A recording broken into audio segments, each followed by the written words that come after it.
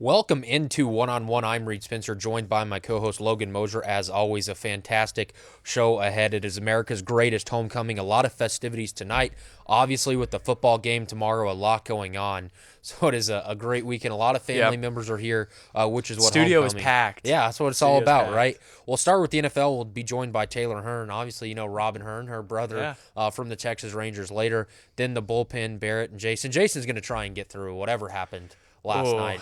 Barrett's on cloud nine. Jason, not so much. The Yankees are on the brink of elimination, down 3-1 to the Astros. And then we'll give our game predictions for the Cowboys and the Baylor Bears tomorrow. But we'll start with the National Football League. Last night, Logan, it was my team versus your team. The Chiefs beat the Broncos 30-6, but it did not. I still feel like I lost. You lost that in every way because for those that don't know, we had a bet going into the game. You, me, Ryan, and Barrett, even though Barrett didn't really know that he was part of it. Ryan and I, both Broncos fans, said that the Chiefs would win by 3 or more touchdowns. You did not believe that. And you owe us a sandwich now. You lost your quarterback. You won the game, but you owe us lunch. Yeah, I cost myself money. Patrick Mahomes is out 3 weeks. At least it's the only minimum. 3. Minimum 3 weeks. But the Broncos, here's my, and we'll talk about the Mahomes injury and what that means going forward. But here's what I'll tell you. The Broncos stink. And trust me, you had this before me. It's not like I'm throwing insults at you. Yeah. You know it. Yeah. They're bad. They're They are. really, really They bad. are. This Chiefs defense, which was the laughingstock of the National Football League, that's the only score of the night last night for the Denver Broncos, which was aided by 3 defensive penalty calls on third down on that drive, and 2 of them were non-existent. So I'm not saying the refs helped the Broncos, but you see Mecole Hardman scoring there. Tell me how bad you really think that they are, because they beat a Chargers team. They got 2 wins. I don't know how. And they should have beat the Bears. But last night, Joe Flacco looked like me out there, and they made Anthony Hitchens look like Lawrence Taylor, and the Chiefs were the 85 Bears. How are you that bad against that defense? I don't even know who number 69 is. I don't even know who that is. I'll tell you why they look so good. Read a guy named Garrett Bowles. 20th overall pick in the 2017 NFL Draft. First-round draft pick for the Denver Broncos. He was supposed to be the guy at left tackle, the most important position on the offensive line. He's terrible, Reed. He is so bad. He's had 9 holding penalties this year. There have not been 9 games. You cannot be giving up that many penalties this early in the season. He kills so many drives. And you saw it last night. Instead of holding guys, he just decided to let him go get Joe Flacco, which Joe Flacco's not elite anyway. But he's tall, so that's He a is. big He check should play mark on. quarterback maybe. He's so tall. But no, he's so bad. The offensive line in general is just, it's so bad. Against a team that was giving up over 5 yards per carry on the ground, Denver rushed for 71 yards. Yep. 35 yards for Royce Freeman, 36 yards for Phillip Lindsay. Woof. That is brutal. I could have told you. I have both these guys on a fantasy team on one of the leagues I'm in. I could have told you that they wouldn't have combined for more than 80 yards. They haven't really all year. I think Phillip Lindsay has had one. I think Royce Freeman's actually had the best game of the year between the 2 of them. Or no, that's a lie. He is or no, never mind. This isn't game by game. Yeah, Phillip Lindsay's rushed for over 100 yards once, and that was in the Chargers win. Every time below that, below 80. 9 sacks for the Kansas City Chiefs last night. 85 Bears, man. I'm telling you, any team that plays the Broncos is going to look like the 85 Bears because they can't protect anybody. Joe Flacco, I think Is it Joe Flacco's problem? Well, yes, listen, I know Joe Flacco's not. You know, the jokes about Joe Flacco's elite. Now it's not even a joke anymore because he's so bad. Like, you can't even joke about it. He's not even getting a fair shot. Right. That's what I'm saying. Is this Joe Flacco's not good? No. But you can't look at it and say, man, Joe Flacco, this is his problem, because what is he supposed to do? Because I watched the game after last night. I fought through it, at least part of it when I got home. And that defense, I mean, they were just in his lap. I mean, it was instantaneous half the time. So I can't really look at that and say, I didn't even get an opportunity for Joe Flacco to show me that he can't throw. No, and I mean, when they gave him opportunities, when they gave him more than 2 seconds in the pocket, he made some decent throws. Like, if the offensive line was more solid, I'm not saying they would be a great team, but they would certainly be better than 2-5. They probably would have won that Bears game.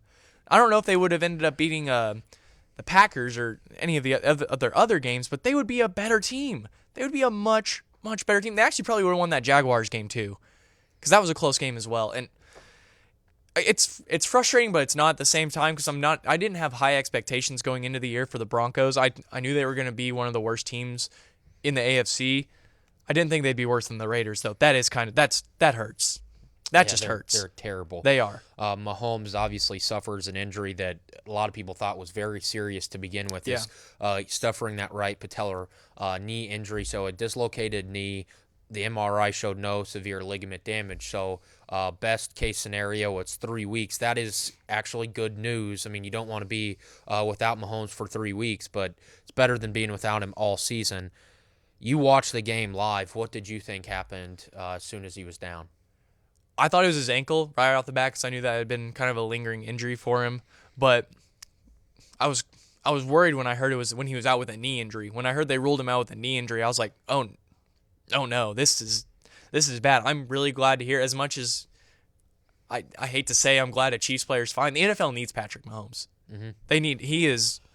He's the future. And I will save this discussion for Monday, because I need somebody who you have common sense, and that is hard to find sometimes. Right? We work together, sometimes both of us did some dumb stuff, but you understand it kind of like me, that Mahomes is different, right? And, but I can't say it because I have zero credibility because I'm a Chiefs fan. And Colin Cowherd, I'm done. I'm done with Colin Cowherd. You turned on your boy? It's been brewing for the past couple of months, Yeah. and his statement on Mahomes, he said he never overcame anything. He scored third. He's a D4 duckle away from going to the Super Bowl. Like, listen, sometimes the hype for him is a little bit too much. It's got to be annoying if you're not a Chiefs fan. But seriously, we'll break down that Monday, because that's a discussion that I really want to talk about how people see him, just what he's been able to do. But Cowherd just went absolutely crazy. But at least it's just a 3-week injury. Yes, thankfully, and to kind of turn this into somewhat of a positive story, he does have more time now to get off that ankle that's been bothering him the past couple of weeks, and maybe he can get actually back to 100%. Yeah, and plus an extra 10 days now since they played on Thursday, so that does help you a little bit if you're the Chiefs. We're gonna probably get to this Eagles Cowboys game when we have Mr. Hearn on, because we know he's a Dallas Cowboys fan, so we may not get to some of these games. But Vontaze Burfict, his defensive coordinator Logan, said that it was a witch hunt because he was suspended for the remainder of the year, and the suspension he appealed was upheld. But his defensive coordinator, Paul Guenther, seriously, a witch hunt? It's ridiculous. Like, was it a witch hunt when... Yeah, was it a witch hunt when he took Jack Doyle's head off? Yeah, was it a witch hunt when he knocked Antonio Brown out? Oh, yeah, was it a witch hunt when we went back and looked at the game and they had missed a helmet personal foul in that Colts game? Yeah. Was it a witch hunt when you were complained about in high school and you can still see the dirty plays on YouTube? Is it a witch hunt when you go on the internet and type in dirty hits in the NFL? Vontaze Burfict's videos are the first one to come up. Is it a witch hunt that he's been fined and suspended more than anyone else since he got in the league? Is it a witch hunt since he's got more personal fouls than anyone since he got in the league? I'm so sick of this narrative from the Raiders. I get you go out and protect your guy, but when you sign a dirty player, and you've got Derek Carr telling me, well, he's a nice guy, he's a good teammate. I don't care what he's like off the field. He's dirty and he's a problem. I'm tired of this. And it's over. It's 2 weeks old. Shut up. Play football. No one cares about Vontaze Burfict. No one. He's a bad player. He's a captain. They voted on him to be a captain. He's a captain for the Raiders. The Raiders. But I'm so sick of this from the Raiders. Quit telling me that Vontaze Burfict, it's a witch hunt. He had been warned. He had been fined. He had been suspended. He had all the opportunities in the world to be something he's not, and that's a clean football player. How is this a witch hunt? I mean, Reed, it's at this point, it's a 7-year-long witch hunt. 15 unnecessary roughness penalties since he came into the NFL. Like, here, you're going to love this quote. This is from All right. the Raiders defensive coordinator. I think it was a witch hunt from the beginning, quite honestly. Somebody in the league didn't want him playing football, and they got what they wanted. Does it make any sense to sign a guy that after one infraction, he's going to get thrown out of the league for a year? No, it doesn't. So I think it's very unfair. It's very unfair to our team. It's unfair to Vontaze. No, what's unfair is you talking. We allow you to have these opinions is what's unfair because they are so ridiculous. Will you sign a guy and after one infraction? No, it's not after one infraction. It's after repeated suspensions, repeated fines, repeated penalties, repeated warnings. And now we have repeated stupidity coming from Oakland because you cannot look at this and tell me it's right to have him in the game. He takes shots at people every game he plays. Yeah, I mean, I'm going down his Pro Football Reference page of all the transactions, which also includes his fines. It is insane the amount of money he has cost himself ultimately by playing this way. And I wouldn't be upset if he's out of the league. Like I don't think that's a very hot take. No, this guy should not be playing football. And I get why Oakland did it in the beginning. You have to stand up for your guy. No matter how bad he looks in the public image, you do have to look like you're behind him, but this is the wrong horse to get behind in terms of stuff like this. And I find it interesting how the Raiders were so quick to cut ties with Antonio Brown because of his stuff, but they're sticking up for Vontaze Burfict. It makes no sense. And I guess Antonio Brown did threaten to punch Mike Mayock. So maybe Vontaze Burfict hasn't done that, but that's where Vontaze Burfict was a good guy. He got between he actually Mike did Mayock stop and that, Antonio yeah. Brown. But yeah, I'm so tired of this from the Raiders. Yeah. It's indefensible. It's indefensible. You know what you should say? He's got to get better. Derek Carr might be defending him because he's scared. You have to think about that. I'll never forget when the Oakland Raiders took a step aside and watched a line go right after Derek Carr. So, I mean, the Raiders are an interesting organization, but they're on their way to Vegas. So they went through the Antonio Brown stuff and now through this. But I get supporting your guy, but it's 2 weeks later, and it's just move on. So we're going to take a quick break, hopefully be joined by Taylor Hearn. If not, we'll fill it in with some NBA talk. Of course, we're going to take a break here on One-on-One, the bullpen up later, and our predictions for the Oklahoma State homecoming game against Baylor. We'll be right back after this.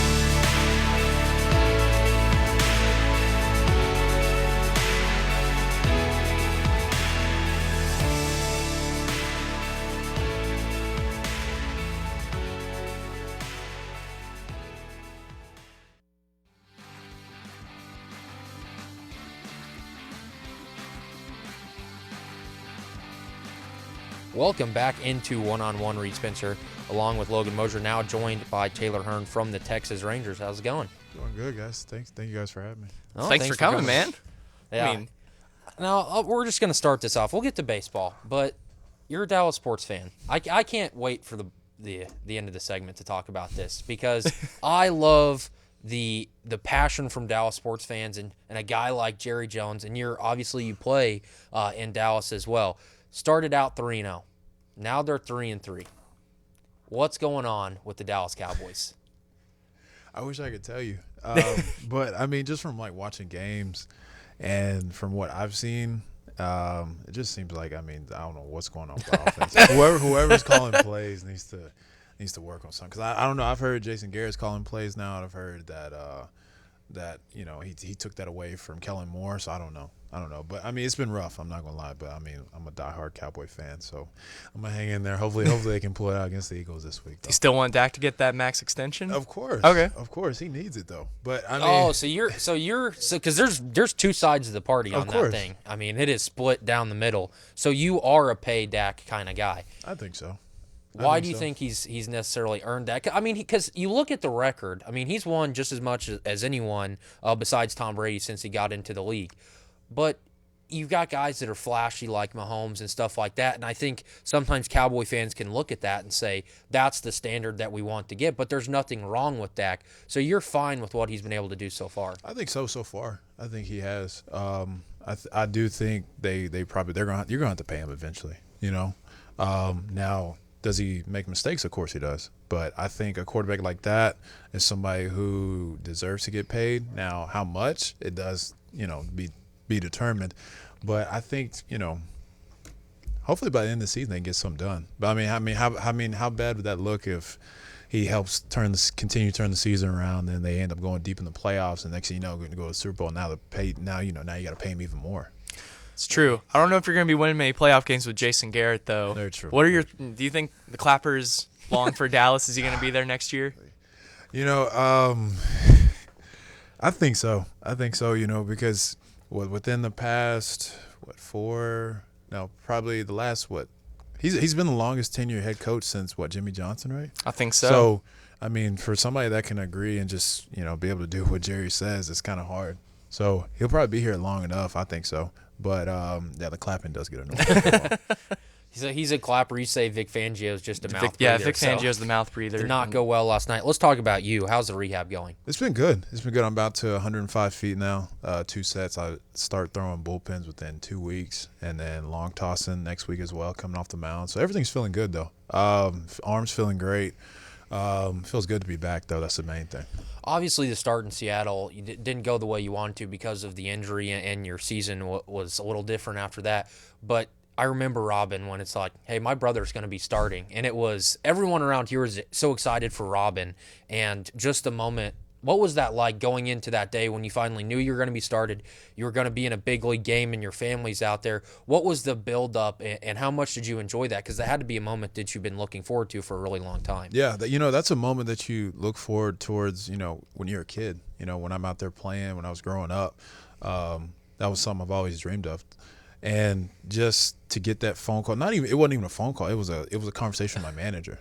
I don't know if she told you guys this, but I was actually in the hotel room. We had just got to Iowa, and we were about to play the Cubs, and I'm about to head to the field, and I get a call from our trainer, and he's like, hey, what are you doing? I said, nothing, about to, head to the field in a little bit. He goes, good. He goes, can you get here, soon? And I'm thinking, okay, I wonder what's going on. So I'm walking down the field, and I'm just thinking, maybe we had a meeting or something, and I missed it. So I'm walking in there, and I'm like, all right, well, let me just go put my bags in my locker. So I do a full circle in the locker room, and I'm looking for my locker, and I'm all right, that's weird. So I set my bag down. He's like, yeah, our manager wants to talk to you.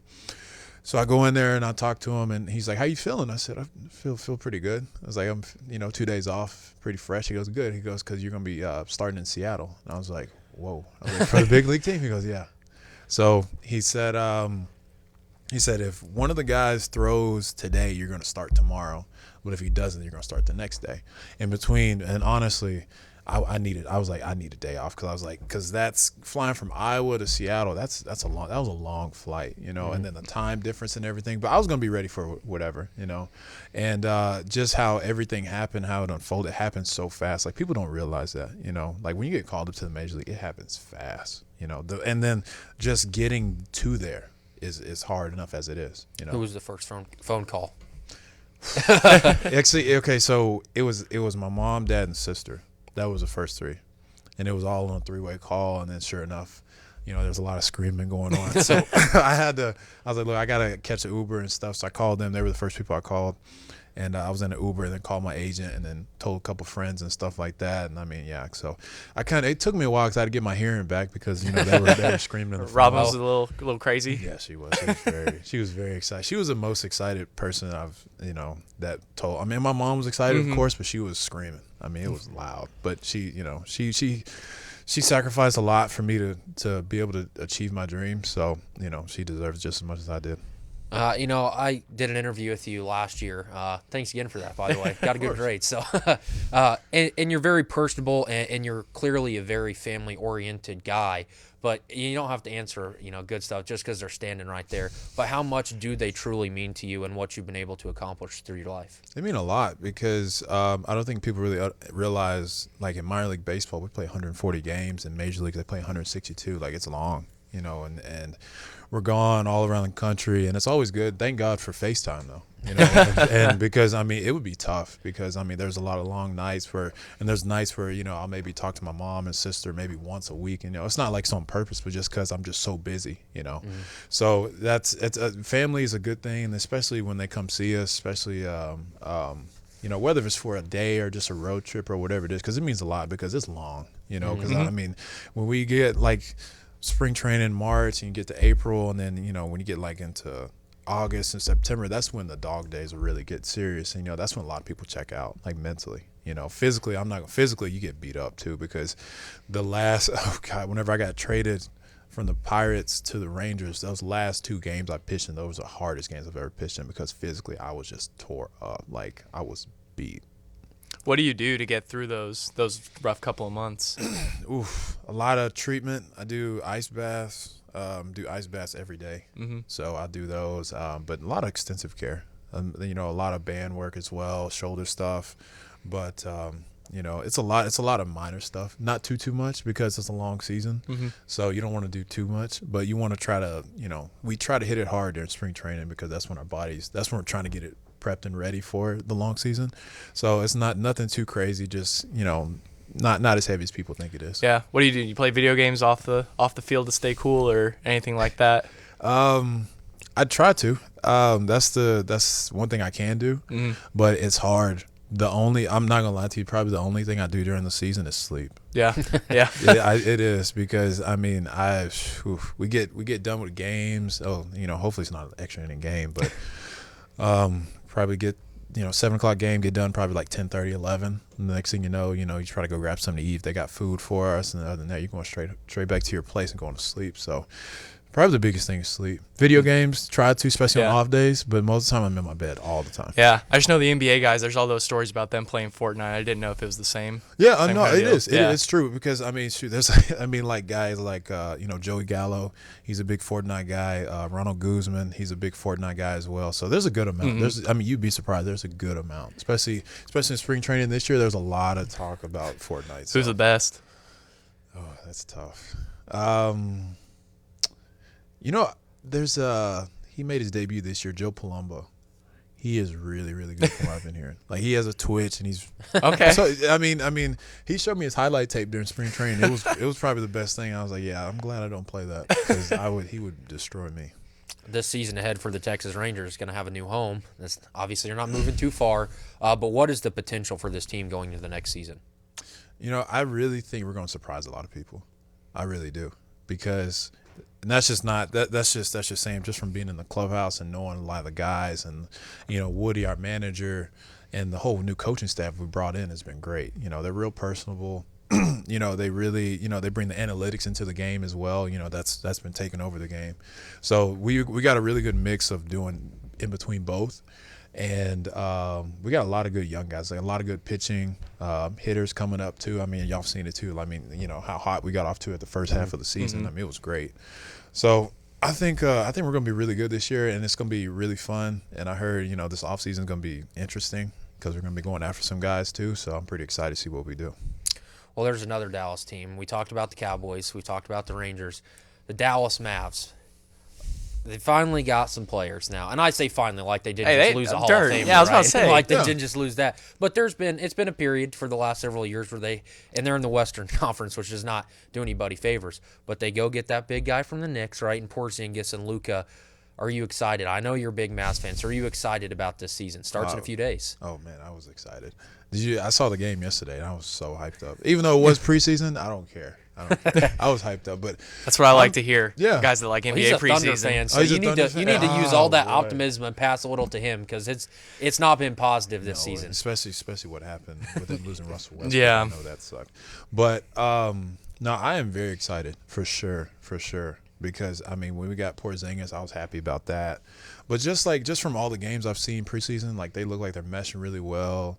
You know, Luka's looking, you know, great as ever. And, looks like he slimmed down. Yeah, he did. Lost like 15 pounds or something like that. It looks like. You know, they look good, and you know, especially last night when they played the Clippers, they look good. And I remember they were up 12-1 at one point, and I was like, yeah, this, you know, it's preseason, but still they look good though. But I'm excited though. You know, my goal is try to go as many games as I can, but with a lot of hype around them, you know, it's gonna be hard to. But I'm gonna be watching every game if I can. You think they're gonna make the playoffs?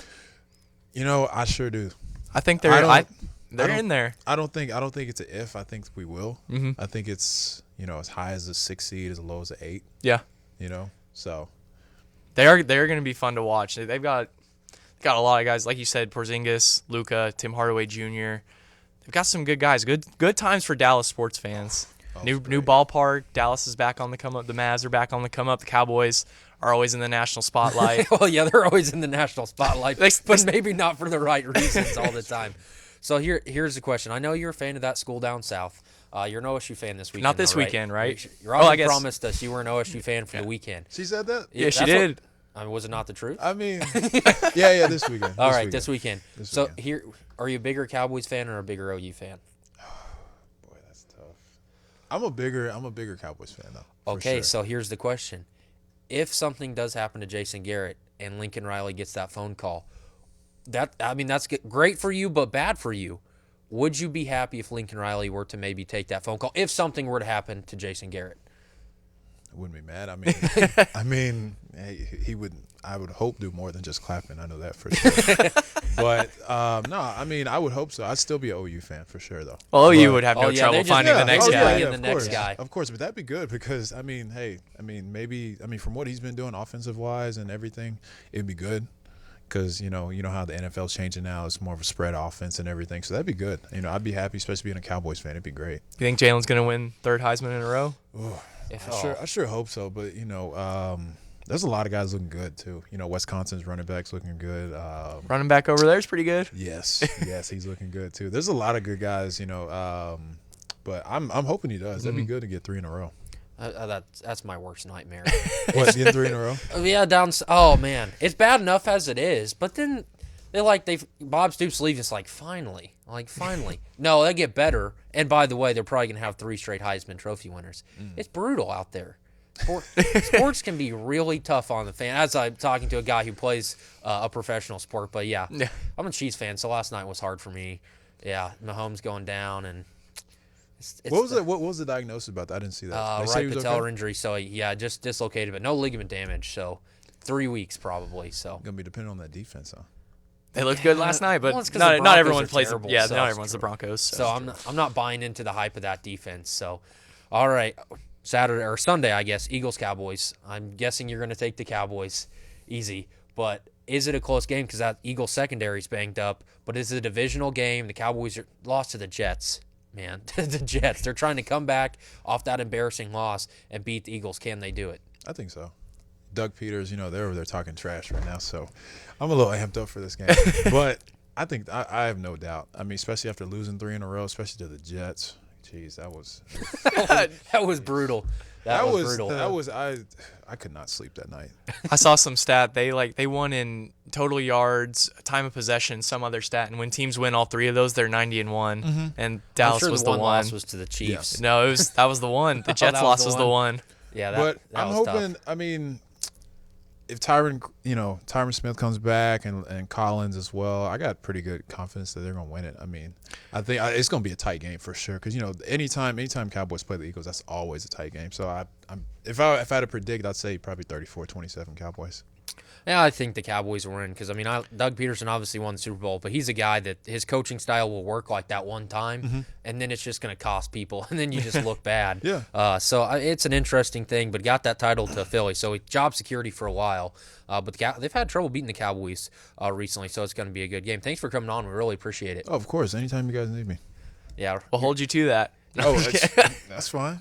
Robin's she's not causing problems. She's great, but she keeps us in check. And she does talk a little trash along the way, but trust me, we talk a little trash back. So, again, thanks for coming on. We really appreciate it. Jason and Barrett are next on the bullpen to talk about who's going to win this Yankees-Astros game. That's going to be tough for Jason's not happy. The Yankees are on the ropes, and those delightful Yankees fans are getting in some trouble there in the Bronx. We're going to take a quick break. Be right back on One-on-One right after this.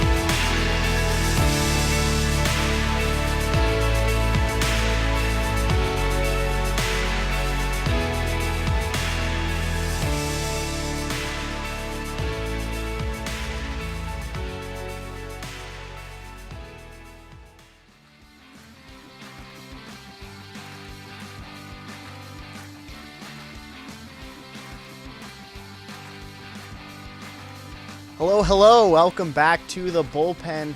I'm Barrett Guest, Jason Colicchio. Got a lot to talk about here. Obviously, the Nationals are in the World Series for the first time. I got this for you, Barrett. Oh, thank you. I knight thee, sir. We got sweep. the broom. We got the broom out. Clean sweep for the Nationals. I'm just gonna leave this here. Probably the cleanest sweep. One of the cleanest sweeps we have. That was a clean sweep. A pro janitor just came through. Yeah, it was wild. It was a team of janitors. It was it was wild. Absolutely dominated the Cardinals. They had 16 hits or something. 16 hits, 6 runs in 4 games.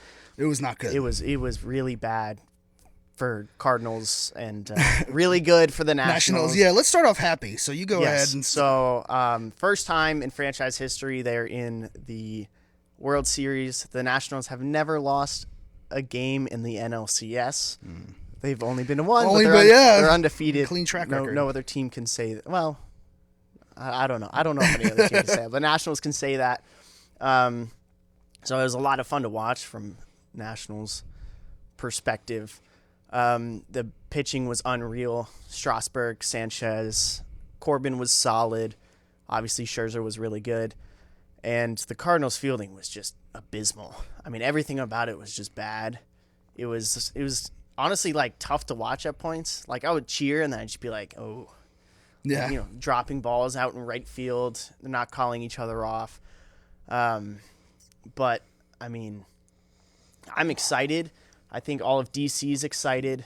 They're gonna have a World Series for the first time since 1930 something. Since the Throwing it back to the Senators. Washington Senators were in the World Series, so it's gonna be very exciting. The Expos only made the NLCS in '81, so I'm excited. It's but your time. It is, and hopefully we will see them play the New York Yankees, but it's not looking too bright right now. That's the drop I was talking about.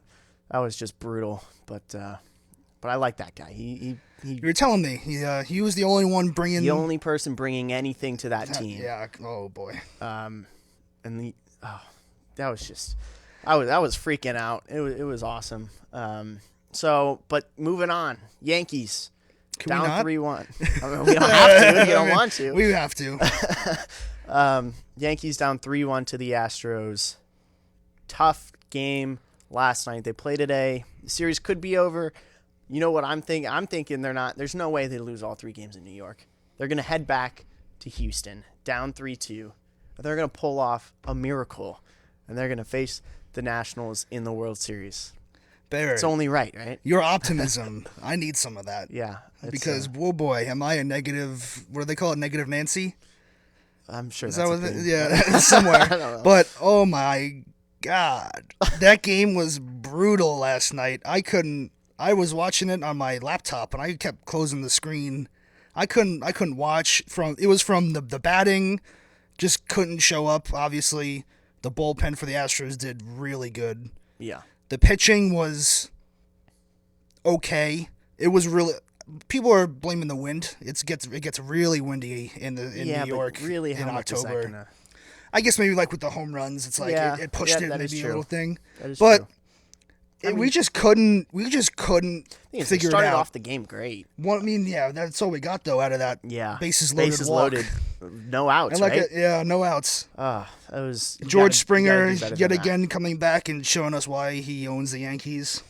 Yeah, he's Carlos Correa comes back later and shows it why. Tanaka did good, but we just couldn't help him. to be fair, you know, if he did enough for the Yankees to win in a normal game, like yeah. that's type of outing That that you feel strikeout like that was killed it. yeah. Killed everything. And Encarnacion, I don't know why he's still playing. Stanton could swing the bat with his mouth and probably make contact. And there's Carlos Correa. Chad Green is probably about the only pitcher I was trusting the whole series. I would say we were talking about it. He's been really good. Chad Green's been really, really good, but it's just the one pitch. It's one pitch can change everything. And that's what I love / hate about baseball. Howie Kendrick. That's what I love / hate about baseball. Yeah. One pitch changes everything. Yeah, I mean that's one thing about baseball, especially in the playoffs when you're watching. A lot of non-baseball fans don't get it, like, the game's so boring, but like you're sitting there and you just have your stomach is just constantly It's churning like because oh you're boy. sitting there, you're like, wow, they could score 1 or 2 runs depending on how many people are on base just within a second. They could score 0. You look what I mean. They do that a lot at the Yankees this When season. game 4 against the Cardinals, you missed the first inning. The game's 7-0. Yeah. I mean it's wild, and I mean not a lot of sport. Obviously, basketball and football can come down to the wire, but it's like baseball's got that constant, nerve wracking. I don't know what you want to call it, but I mean it's tough and a lot of fun to watch. But hey, I mean I actually did not feel a second of that against the Cardinals. I wonder why. Against the Dodgers, it was all there, but against Cardinals, very relaxed. See, I've told you. We talked about this earlier. The only hope that the Yankees have is we win tonight somehow. We miraculously, and that's like bold letters, miraculously, go into Houston in Game 6 and beat Garrett Cole. And then the Astros, they have absolutely no one to put in that Game 7. You're not gonna put. You can't put Cole. He pitched the Yeah. night before. You can't put Verlander. Verlander. He pitched 2 nights ago. Greinke Greinke. on 4 days I rest. think you'd have to. Well, they have who's their fourth guy? That's the thing. I don't think anyone knows who the fourth guy is. It's Um, some rookie, Yeah, I which think, might not. Obviously they probably don't want to do that. If they force 7, I think the Yankees are winning it. That's the the big thing. thing is obviously games. 5 and 6. I'm just gonna. I shouldn't, but I got a good feeling about the Yankees winning tonight, even though Verlander's pitching against Paxton. And, Paxton doesn't invoke confidence into everybody. Yeah. But, I mean, I think they'll get it done. Elimination game in New York. I feel pretty confident. Obviously. This confidence, you need to share it with me and my dad up in the control room because I know. it was I'm just- sure you're nervous. yeah. But it feels like Cole might be due for a shaky game. At long He's last. he's pretty much been perfect. He's been nothing but Yeah. extraordinary. So maybe he's due for a tough outing. I don't know. Honestly, It would be nice, wouldn't it? I'm just trying to. We want this Yankees versus Nationals We do. hosting. I'm just trying to get everything I can to just give you hope and give the Yeah. Yankees hope. Houston's just trying And to just- ruin content, and you know Yeah, what? We don't seriously. like that. We content haters. Anything Oh, for man. content here at Oklahoma Yeah. State. The Astros, and honestly, the Astros are just so good. I don't even know if, personally, Nationals. I don't know if I want to see the Yankees or the Astros. Obviously, you're gonna pick the Nationals to win, but Oh yeah. it's gonna be a really tough series. This might be the toughest challenge, even though you went to Game 5 with the Dodgers. Yeah. Of the season. Because the Dodgers are kind of known for that Choking. But the Dodgers were the second team in baseball this year, so I feel like if you can beat the Dodgers, I don't want to say they can't beat anybody. Like they could win the World Series. They're in the World Series. They're good enough. But there is that big, most likely Astros sitting in the way, the juggernaut. And Definitely the favorite. That'd be a tough. And we were talking about possible pitching matchups For if it games were. 1 through 3, yeah. So game 1 obviously probably be Garrett Cole. Yeah, this is if the Yankees lose tonight. Yes. So game Or 1. or tomorrow or the next. Well, I or- mean, if we lose tomorrow, Yeah. or the break in between, Yes.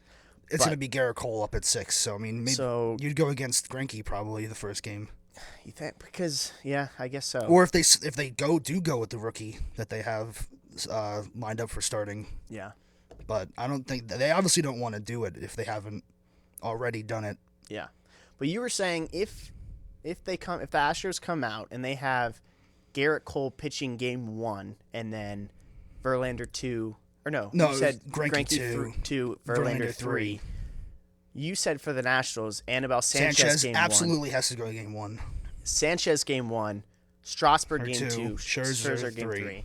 And at first I was kind of like, why would you do that? You're just kind of giving away game 1. But that was kind of your thought process. Like if you do steal that game with Anibal Sanchez, you are in a great position. 2 and 3 locked, not locked, Not but locked. way game better. 2, you should be confident with Strasburg versus Greinke. Yes. And game 3, Verlander Scherzer's kind That's of a it's a toss-up. toss up. And honestly, I don't care what it is. I just want to see Scherzer versus Verlander. Former Tiger Cy Young winners. My dad is also a big Tigers fan. He would love to see that too. That'd be a lot of fun. Obviously, neither team is with the Tigers anymore. Yeah. But, that would be a great matchup. And I think Cole versus Strasburg would also be a great matchup, whether it fits in the strategy or not. Cole's done a little better, but both Yeah, really both good have been really playoffs. good. Yeah. So I think that would be a lot of fun to watch. But then again, if you have the Yankees, like obviously Astros versus Nationals would be great pitching. Yankees versus Nationals would kind of be, I don't want to say two opposite teams. Because they're not really opposite, but they're fairly different. Yeah. Because obviously Yankees pitching is good, but Nationals pitching, starting pitching is probably better. Yankees Definitely bullpen is better, better. and their hitting is better. On occasion On now. occasion, yes, that's true. So I think that would be interesting. And obviously, one thing you always got to look out for is like when they're playing in Houston or in New York, who are they going to have as a DH? Yeah. So that's a question. I would think Zimmerman? You guys been playing Zimmerman. Yeah. He's been playing first. Maybe Matt Adams. Maybe That could be big. Asdrubal Cabrera has hit over 300 since he's been with the Nationals this year, and I don't even know if he has. Does he have a position? Well, I'm saying that he hasn't been in. He hasn't had an at bat for the Nationals in this playoffs, I don't believe. So having him might be a good call. Yeah.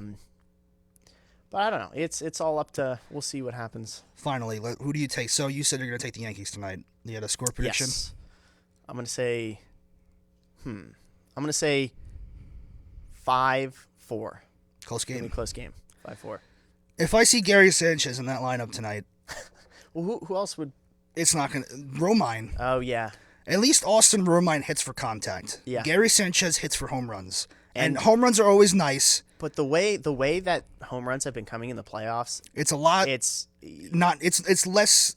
Obviously, less home Yeah. runs have been hit in the playoffs than the regular season. and whether there's that whole thing about the balls are Juiced. anti-juiced. They're now. not juiced in the playoffs. Yeah. It's starting to be a believable thing. It is. I mean, I read a whole article about the statistics and like home run rate and probable home runs and stuff like that, and it's just like it's hard to argue that That they Didi switched the balls, Gregorius but hit in Game that should've 3 been a should have home been a home run. But you it know really what? should've. Thank you, non-juiced balls. Thank you, Rob Manfred. And then obviously Chris mentioned earlier today on our podcast that you had the Acuna where he hit the ball and he kind of started jogging. People got on him for it, but like that's a type of ball that he normally He feels doesn't get crushes, out. yeah. And then in Game 5, bottom of the ninth, Dodgers Nationals, I forget who it was, but hit that ball. And everyone was reacting, and it seemed he thought it was going to be out. He started jogging, and it was at the warning track. It might have been Belly, but I could be wrong. No, it was the right fielder. Or I mean, no, it wasn't Bellinger. I forget. Yeah, It wasn't Bellinger's Bellinger. the right fielder. I was like, Yeah, I don't know. I don't know. But yeah, it's weird to see the lack of home runs. so Gary Sanchez lists Yankees lineup. Hopefully, we'll win. I think about 6-2. 6-2. Yeah, Okay. I'll take that. All right. Don't know about Game 6 though. Game 6. That's another day. Game. Yeah. We can get that when we get through tonight. Yeah. But hopefully they'll win. I believe we have time. Yeah, just about out of time here. So, Barrett. you want the broom back? Yeah. Yeah. Hopefully. Oh. I mean, I would say hopefully that the Yankees can use that, but like, that I don't hope that because the only team they can sweep would be the Nationals. Yeah. That would be bad. So yeah, we're working here off of short rest. We were here on Monday, so we'll be back on Monday to see if the Yankees or the Astros are in the World Series. Going to be interesting. So It's a little got some Cardinals Yeah. on the table. I'm sorry. gotta wipe them off. So we'll be back shortly after the break. Logan and Reed will be talking about some OSU football. It's homecoming. I'm taking excited. on Baylor. Good game. Big win. Yeah. Hopefully it can get a win. We'll be back shortly. I'm Jeff Watts, Chief of Police for the City of Stillwater. This year, on October the 18th and 19th, OSU alumni will be hosting Walk Around and the Homecoming Parade. During this time, Stillwater Police Department, Payne County Sheriff's Office, OSU Police Department, Oklahoma Highway Patrol, Stillwater Emergency Management, and Stillwater Fire Department will be teamed up to provide a safe environment for all of our visitors and residents. During this event, you will see a very high concentration of police officers at every intersection. Don't be alarmed, this is simply there for your safety. If you are in a crowd and you happen to see something that you feel should be brought to an officer's attention, don't hesitate to contact the nearest law enforcement officer and bring that to their attention. Throughout the event, there will be comfort stations, there will be first responders. If you need medical assistance, don't hesitate to ask for help. Also, be sure to dress for the weather, bring plenty of water, and we recommend that you leave your pets at home, as these large crowds can oftentimes stress out your animals. We hope that you have a great time and that your experience here is a positive one. If you need anything, don't hesitate to reach out to any of our emergency personnel or first responders. We'll be glad to help you in any way we can. Thank you.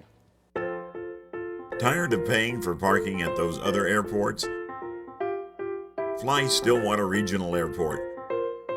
We offer proximity, free parking, and short security lines. Still making long drives to Oklahoma City or Tulsa just for the airport? Stay close to home and fly with Stillwater Regional Airport. Daily non-stop flights to DFW with 800 plus flight connections in 29 countries.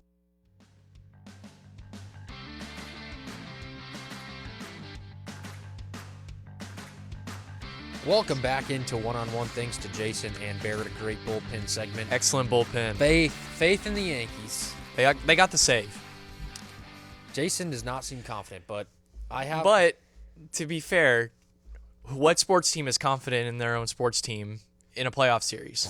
You vote against the Chiefs. Right? You vote against the Chiefs every week. Last year, how many games did they win last year? 13. You picked them to 14, win maybe 2 of them.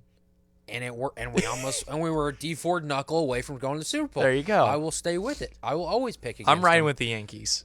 You're I believe right. in the Bats. They're going to win. Well, I hope so for the sake of bullpen. I And agree, I want yeah. a Yankees-Nationals World Series. We'll talk about the Oklahoma State Cowboys now. It is America's greatest homecoming here in Stillwater, America. The Oklahoma State Cowboys are favored by 4 over the 18th-ranked, undefeated 6-0 Baylor Bears.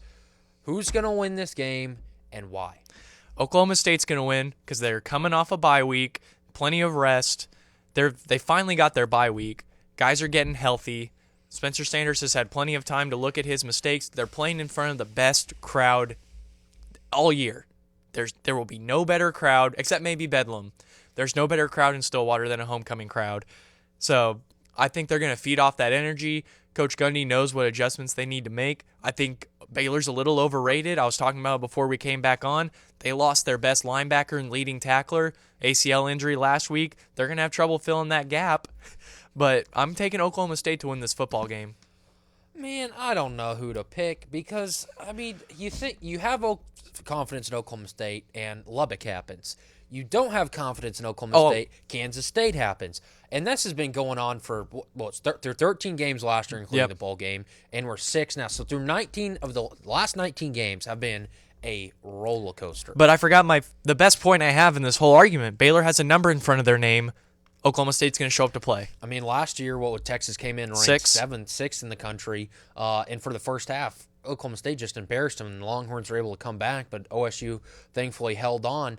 If they can start fast, they can do it. Yeah. But they've got to be able to run the ball. Spencer Sanders cannot create turnovers, especially 5 like we saw down in Lubbock. That cannot happen. That goes on the offensive line as well.